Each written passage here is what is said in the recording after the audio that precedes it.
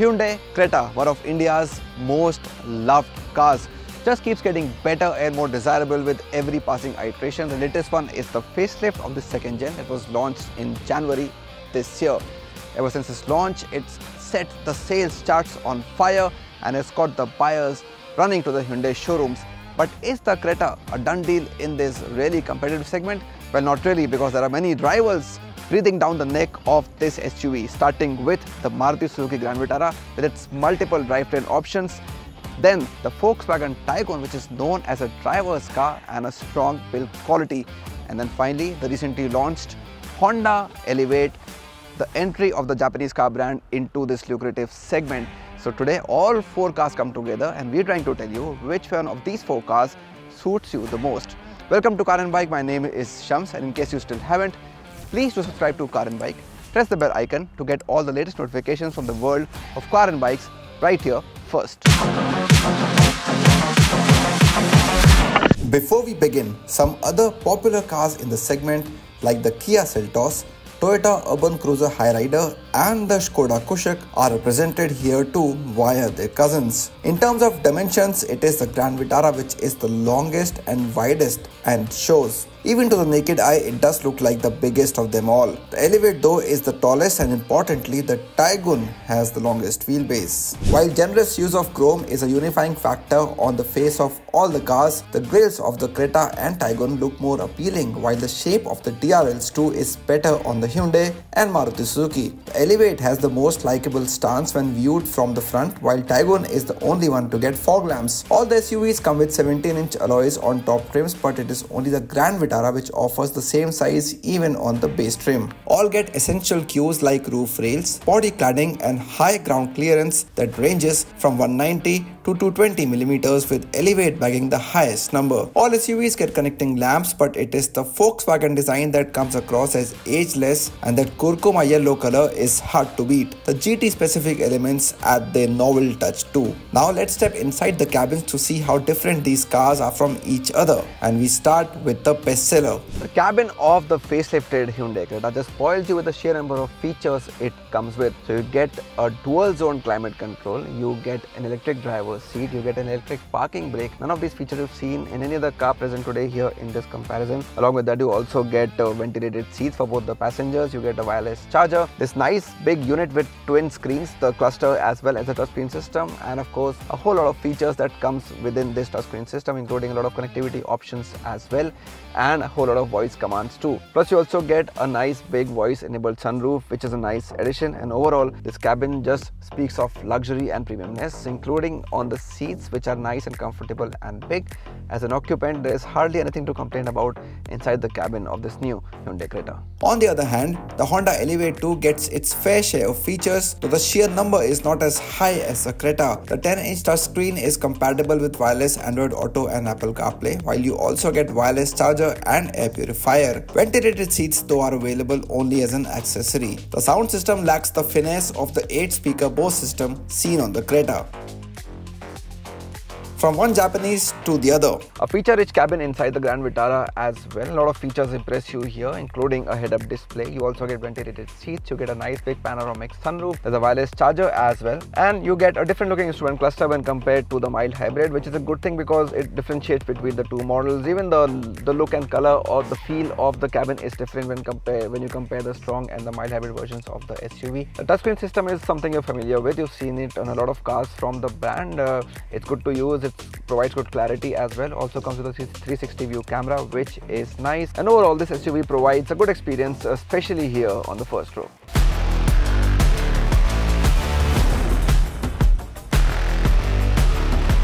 Talking about Taigun, purely in terms of design and texture on seats, this cabin impresses a lot. The touchscreen is crisp and clear and is a joy to use. Here too you get wireless connectivity along with ventilated seats and wireless charger. The Volkswagen sound system is a surprise here and impresses with its quality. Fit and finish is excellent and somewhat compensates for the lack of features in the first row. The Taigun has the least width when compared to all the other three cars today, but what has impressed me here is the seat, its texture.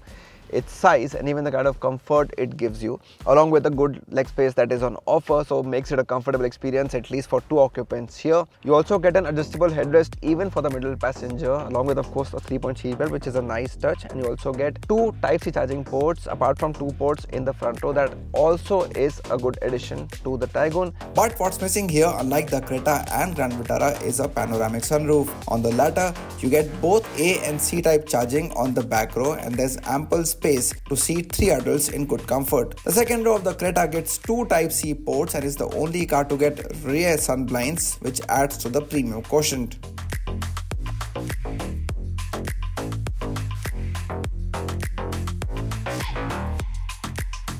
This is what I love about the Honda Elevate. You get a lot of space here on the second row, so even somebody as tall as me is quite comfortable sitting here. I'm very happy with the under-thigh support as well on this SUV, and augurs well for all occupants inside the car. The seat also itself is quite comfortable, and the finish also is nice, so it looks quite luxurious looking at the segment we are operating in.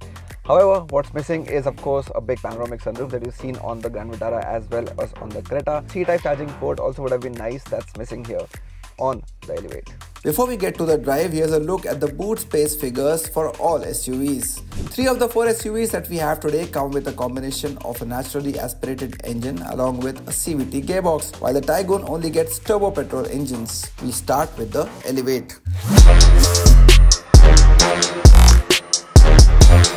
The good thing about the Elevate is that it gives you that perfect SUV stance you're looking for, probably more than all of the cars that we have today in this comparison.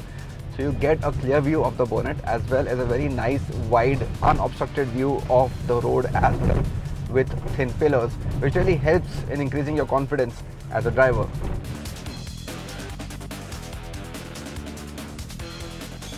Now of course this is a CVT, so don't expect this car to be a performance enthusiast's chosen set of wheels, but Honda's CVTs have proven to be extremely reliable and extremely frugal in terms of efficiency as well.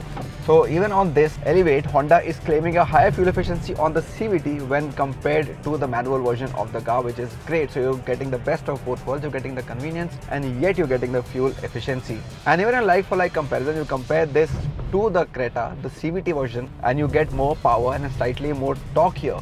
So you have that combination of a decently powered engine with the convenience of a CVT that performs rather well. Yes, it will not give you the performance of a torque converter, but this CVT suffices well for the needs, especially for the city commutes. The Elevate excels in taking on varied road conditions. The suspension is tuned perfectly for the SUV to take on the rough roads, bumps and potholes, and the occupants are pretty much insulated from them. Handling character is also very acceptable, though some bit of body roll can be felt while doing quick lane changes. A longish wheelbase though certainly helps here. Even before you start driving the car, the Grand Vitara just impresses you with the sheer number of drivetrain options it comes with. Now we're driving the strong hybrid version of the vehicle, which of course comes with batteries as well as a petrol engine, but you also have the mild hybrid system, where apart from manual and automatic, you also get options of CNG as well as all-wheel drive. So there is a lot indeed to choose from in the Grand Vitara. There's one for everyone, well almost, if you discount diesels.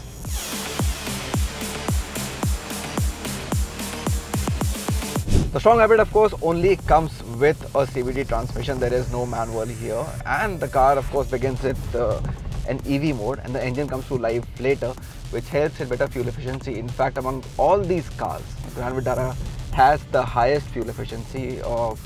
The claim figure is almost 28 kilometers to a liter, but even if you remove the strong hybrid model of the SUV and go to mild hybrid, even there, on automatic or manual, the company is claiming around 21 kilometers per liter, which is really impressive and higher than other cars that we've seen today in this comparison. Now this may not be an EV and there's no regen here, but you have special B mode here on the gear lever. Switch to that and the system provides maximum engine braking, which again helps in better fuel efficiency. So this is a car that's really made to give you the most frugal experience as possible in this segment. Power is decent here on this SUV, but what really tilts the matters in its favor is the fact that because it starts in an EV mode, a lot of peak torque is available right from the word go, from 0 RPM, which again helps in giving you a slightly more enthusiastic drive. And here's an SUV that provides you a supremely comfortable drive experience as well.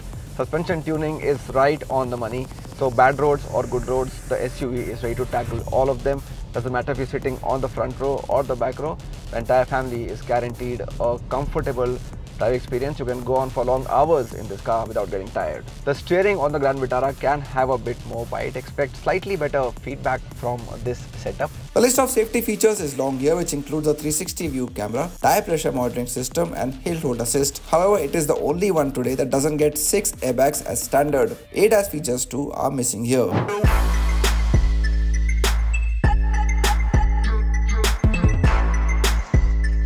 Now earlier on we spoke about how the Creta gets a lot of features that none of the other cars today in this comparison get, and when you start driving it you again see a lot of exclusive features that this SUV comes with. I'm talking about the drivetrain options here. So you get 2 petrol engine options and you also get the diesel, which makes it the only diesel in this lineup today.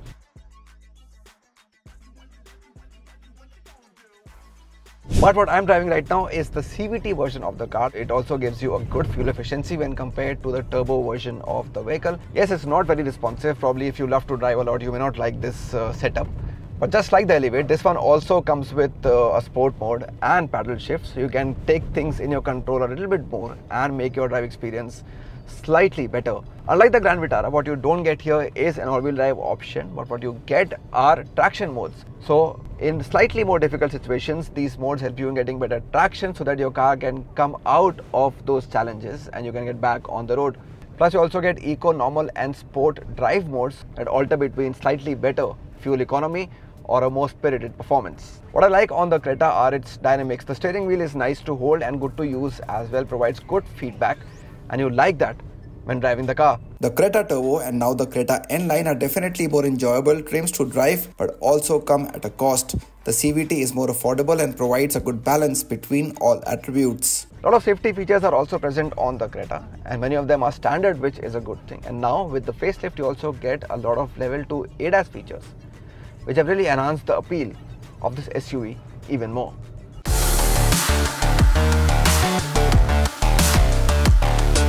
The Honda Elevate 2 gets its share of ADAS features, though not as many as the ones seen on the Creta, but they are really useful both in the city as well as on the highway. And now with the recent update, you also have 6 airbags as standard across the range, which is good.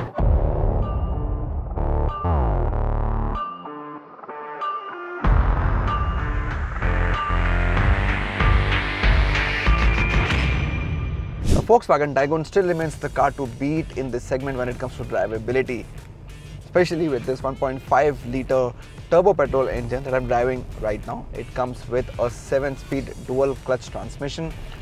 Just takes your drive experience to a whole new level. We've been saying this for a couple of years now since the car was launched, and despite many cars launching after the Taigun, this one still is the best driver's car in the segment. Yes, the Creta has now come close with its new 1.5 litre turbo petrol engine that we've seen on the Seltos as well.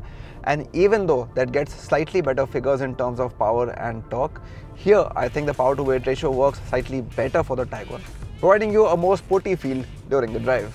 The engine and the gearbox are always eager to perform, and the gear shifts happen just at the right time, just when you want them as a driving enthusiast. However, the steering wheel can be a little more taut. There's a little play here that you sometimes dislike, especially while taking corners at good speeds. But handling is just spot on in the Taigun. That is one thing you will just not complain about in this SUV, and probably the best amongst all the cars we've seen today in this comparison. Ride quality a bit on the stiffer side, probably expecting that from a car of this sort. And if you want this entire experience at a slightly lesser cost, there's always the 1 litre turbo engine variant to go for.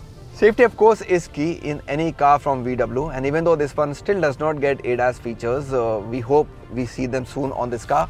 But there are many other standard safety features, and this is the only one amongst all the 4 cars today that has a 5-star crash test rating from Global NCAP, which is one of the highlights of the Taigun. Now to the prices, and this is a bit tricky. While it is the Creta that starts at the lowest base price, as you go higher, the top trims of the Elevate and Grand Vitara see more value for money. The Taigun Turbo tops off at a higher point than Creta Turbo, which works against the German offering.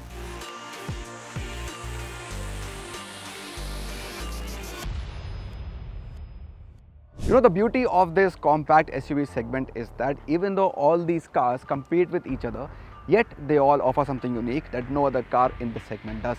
Starting with the Grand Vitara, just look at the sheer number of options it comes with.